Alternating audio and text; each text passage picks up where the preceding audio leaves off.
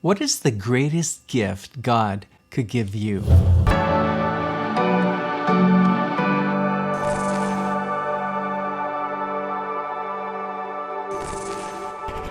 When I was little, I was always fascinated by the saint stories who were given extraordinary gifts and abilities from God.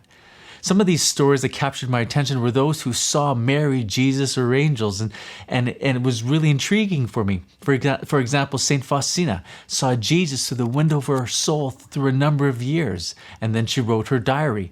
Or Saint Catherine of Siena, numerous gifts and abilities, extraordinary, that God gave her. I mean, when she was 30 years old, she'd already had many mystical experiences, but she couldn't write very well. Then Jesus shows up one day with, guess who? St. Thomas Aquinas. And after she has this mystical experience, she's just infused with this ability to write. But not just write, but write with excellence that I believe allowed her to become a doctor of the church because she was able to communicate the deep spiritual insights God had given her. Another example may be St. Gertrude the Great, who one day saw Jesus in a heavenly visitation, and he was there with St. John. And Jesus invited St. Gertrude to put her head upon his chest, just like the Apostle St. John did at the Last Supper. And when her ear went upon his chest, she heard the beating of his heart, and it filled her soul, she said, with great joy. What a gift, an extraordinary grace. And then we have Padre Pio, who had the ability to bilocate at times, being in two places at once. Wouldn't that be handy, especially as a parent? So we read the lives of the saints and sometimes extraordinary gifts and abilities. And as a little boy, I would look at that. I would like one of those gifts and one of those abilities. Jesus, show up in my room, or Mary. That would be kind of nice. But did you know that God has a greater gift available to you today? What is it? It's the Holy Eucharist. You see, in a heavenly visitation, we see Jesus, but in the Holy Eucharist, we receive Jesus. In an apparition, maybe we might get a glimpse into heaven, but through the Holy Eucharist, heaven comes to live within our soul. In an apparition, perhaps we see Jesus and we see the promise. But in the Holy Eucharist, we possess the promise, and the promise possesses us, which is Christ.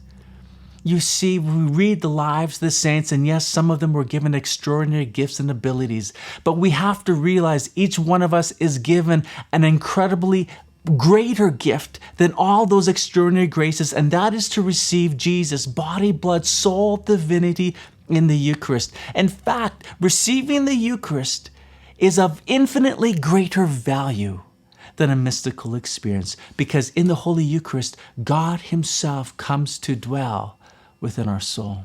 And this is one of the effects of receiving the Eucharist. It detaches us from the world and attaches us to Christ. Recall in Matthew 6:24, no one can serve two masters. Either you will hate the one and love the other, or you'll be devoted to one and despise the other.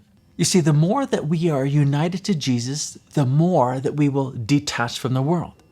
And the more that we are attached to the world, the more that we are going to be disconnected from Jesus.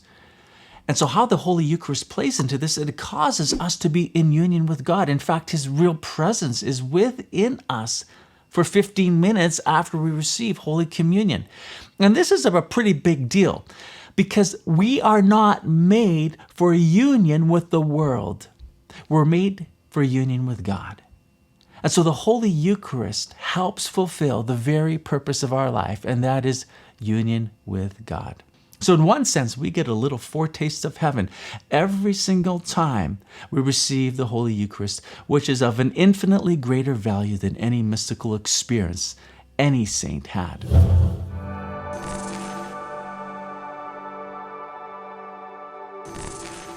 If you've been blessed by this video, there's two things you can do. Number one, share this YouTube video on Facebook. Together, let's get the good news of our Catholic faith out. I'll produce the video, you share.